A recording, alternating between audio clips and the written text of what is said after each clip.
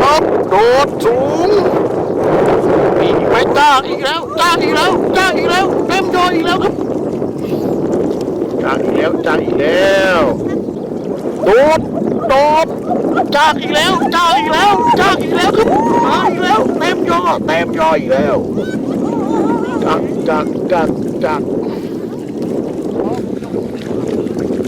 โอ้จ้างอีกแล้วจ้างอีกแล้วจ้างอีกแล้วเต็มยอครับเป็นโมงจะมังนั่นนะมันเป็นร่อง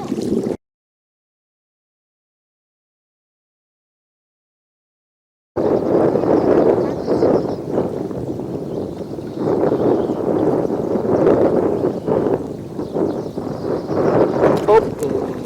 ด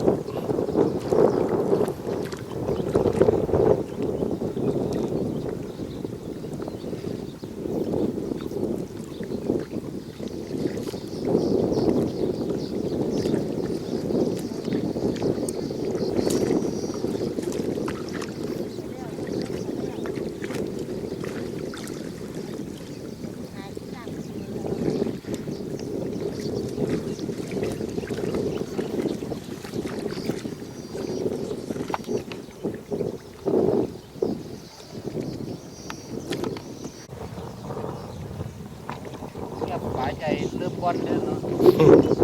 เห็นโตด้วยแล้วปลาบอลปลาใหญ่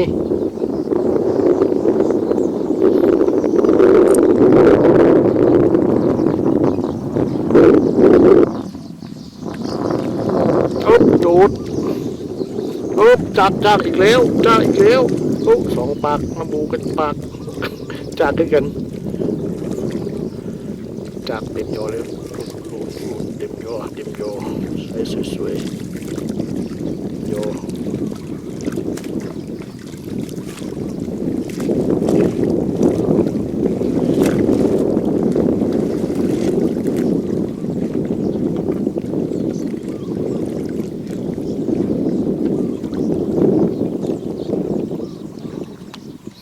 เจ้าบอกปากกันแย่งตัวนั้นแต่พุ่นยี่รัดอ่ะปลามันบนดินยกย่อขึ้นสุดยังดินจากเป็นฝูงครับ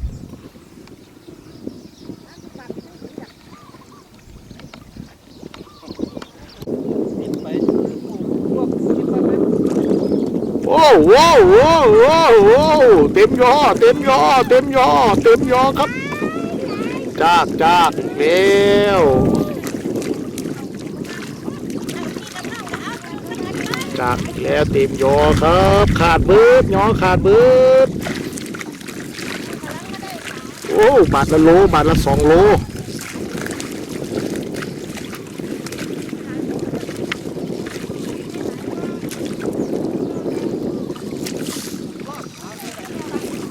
หลายจากแล้ว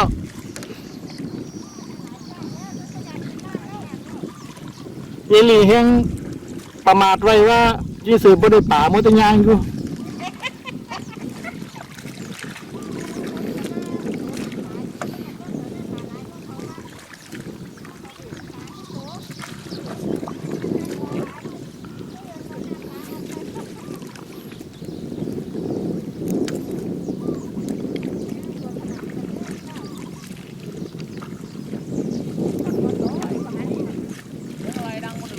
โอ้โห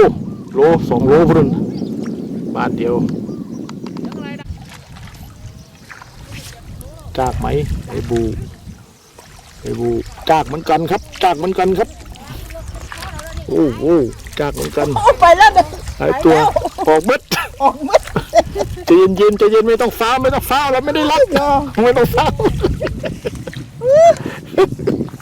ที่ยังฟ้าข้างไหนตายมันหัน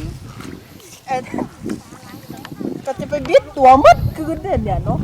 ง่ายปวดโตทั้งเลยอะไรเว้ยเขาอีกทีเนาะเป็นไรอย่างนี้เส้น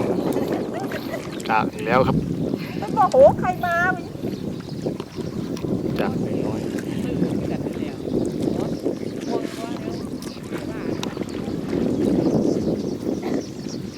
เดี๋ยวแม่ไอ้แม่ตลาดลมเสียบลมเอามาหาคนตัวใหญ่ไม่เอ้ยเขาให้เล่นน้ำปลาพวกนี้ตะปูนนี่กระไรมาไปเพื่อนเลยจะพวกมานั่นจะไหนแล้วนั่นจะที่จะถูกกินทุกอย่างก็ถูกแต่ที่นี่แต่เช้าคนใดนางงาม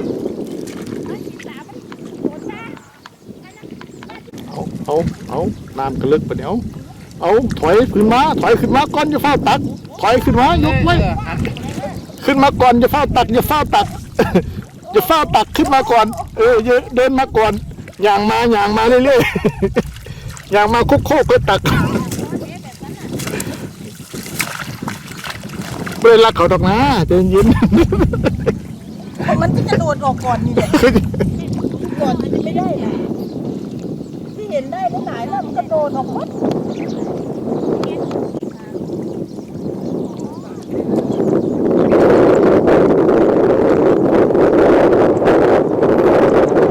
โดดสูงอีกไหมจ้าอีกแล้วเต็มจออีกแล้วครับจ้าอีกแล้ว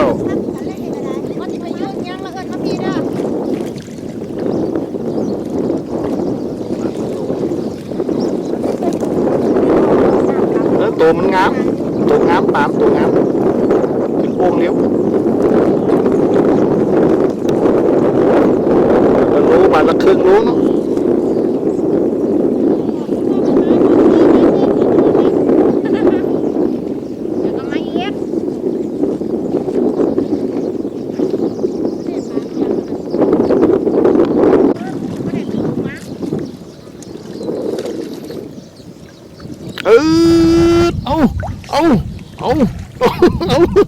เอา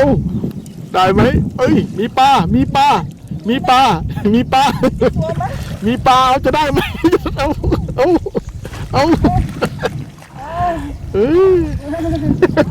ไม่ได้ปะแล้วมันชอบออกหูนี่ทำไงเอามันตำกูเขาก็รู้แล้วเนาะออกได้ซะแล้วโดดจากอีกแล้วครับมาอีกแล้วเต็มยออีกแล้ว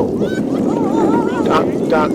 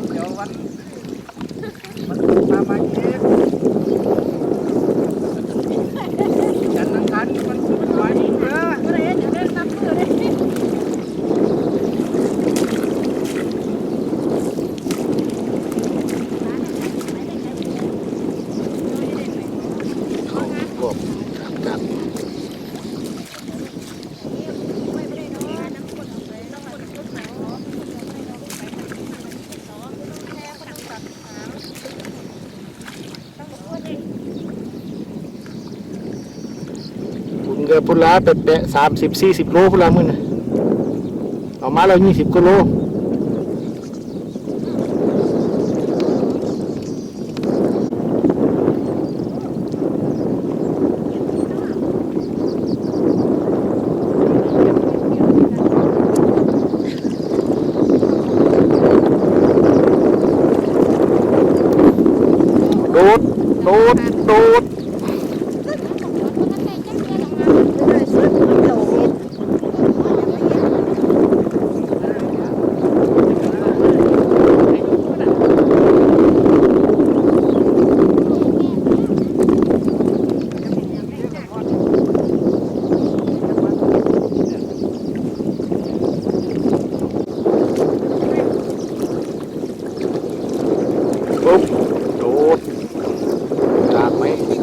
โดด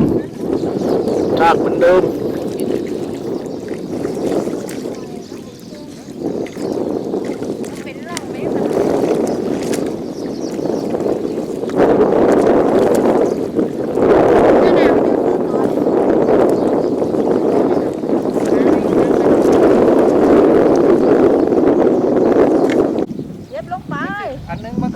อยู่แล้ว นั่นน่ะแม่ก็ได้ยินหลายใส่แก่ยังใส่ไว้นั่นแหละ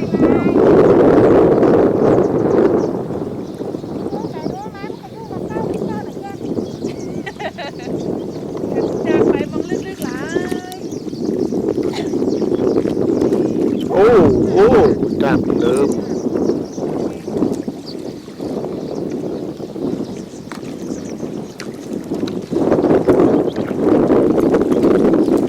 โอ้ยายปูโอ้โอ้โอ้โอ้โคกโคก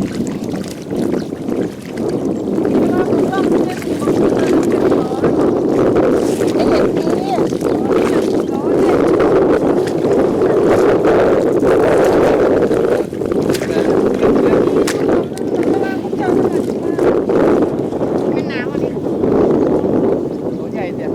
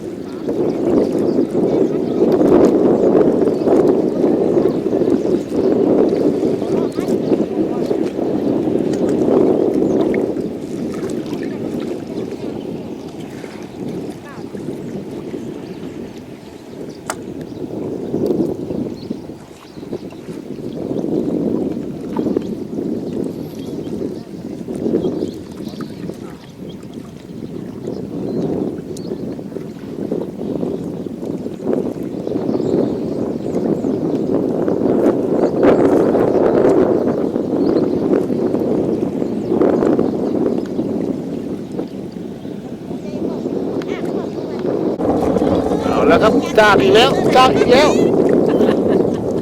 จากอีกแล้ว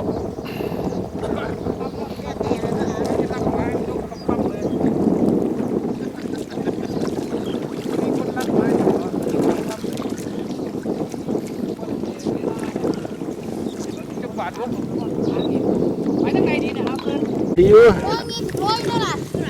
เขาเห็นแค่รู้นั่นล่ะเราเห็นกับหัวเขาเข้าใจแล้วมันก็เด็ดย่อไปดิ มองเลือกก็ถือซ้ อยู่รอดนั่นก็ถึกดี ำ3 บาทแล้วสู้มองสนมาได้ปะ เยลี่ก็ได้ดอก20 โลมาขาดดอก มาจังกันที่ยุบ ตอนเที่ยงก็14 โลแล้ว อีกแค่6 โลนึงได้อยู่แล้ว คนละ20 โลมาขาดถนนมื้อเนี่ย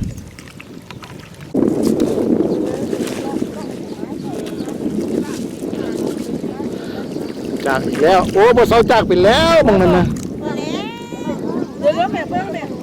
เขียนหยอกับบ่อยากกลับบ้านแล้วครับมื้อนี้ปลาถึกตอนฮอดค่ำเลยจากทุกรอบ ไปใจรอกไปดิเขาได้เอาแข็งไว้หรอ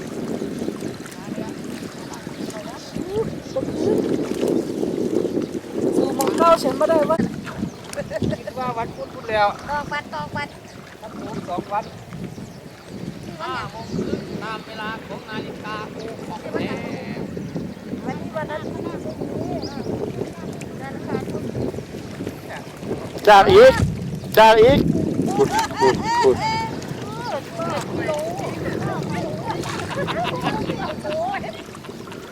มันก็บินตามว่านานเอาเยอะของเขาเกินไป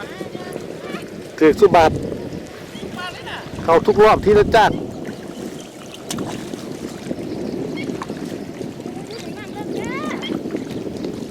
มาคนนู้นนะตักลูกแห้งแล้วเขาก็โค้งมาเอาลักมาปักไว้ เอาตรงยางมาตุ้ยไว้ ตรงยาง ขาพี่แมวเลย โอ้ยบ่ได้หรอก โอ้โอ้โอ้โอ้โอ้จากอีกแล้วจากอีกแล้วจากอีกแล้วเต็มยอครับ เป็นโมงกันบ้างนะมันเป็นร่อง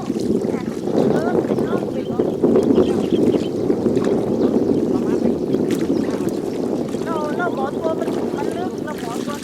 เอาโต๊ะตัวมาตั้ง มีโอ้มันนี่ เราป่าเป็นตัวงาม บาทละโลเนาะ ต้องทดเสียงเนาะ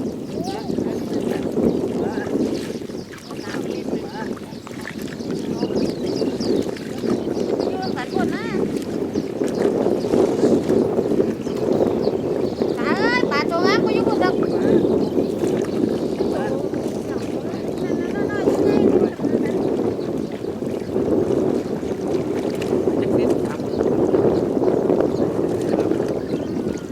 บาทละโลเนาะขึ้นโอ่งไว้แล้ว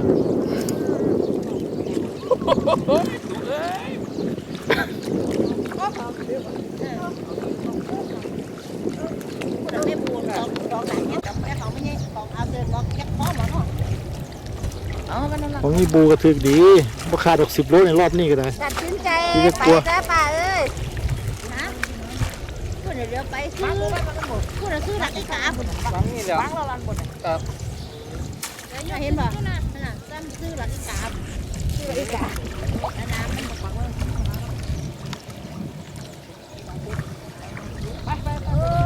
เอาแบบเยอะๆ เอานกอีกข้างกระตากอีกข้างอีนั่นแก บอกให้พวกเปลี่ยนเสียงไปแล้ว เอามือตีนะ เอาก่อนเดี๋ยวยอมไม่มีเลยเอาออกก่อน มันติดแข็ง โยนน่ะย่างมาถือมา ที่ จ้ว เก่าละพุ่น เข้าทุกรอบ อันนี้มาจ้ว เอาทุกรอบแล้วนะโล ย่างมาถือกัน ฉันก็ได้จากนี้เลยเนี่ย20 โลนะพี่จากนั้นลงมัน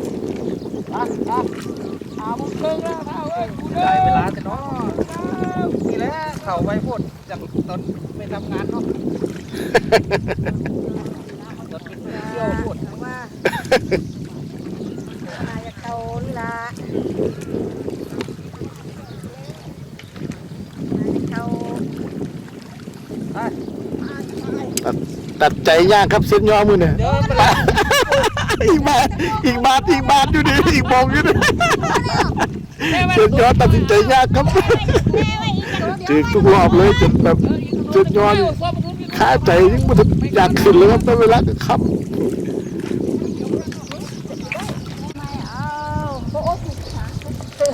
ขายอดเยอะดิ โตบ่ล่ะครับ ำเข้าอยู่พุ่นอ่ะโอ้ยิบูปัดตุเปร ไปยืนจะมองกัน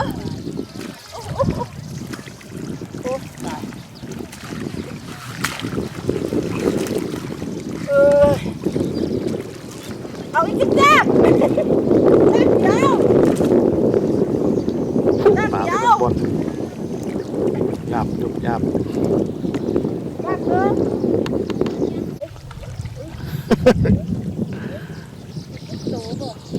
ตัด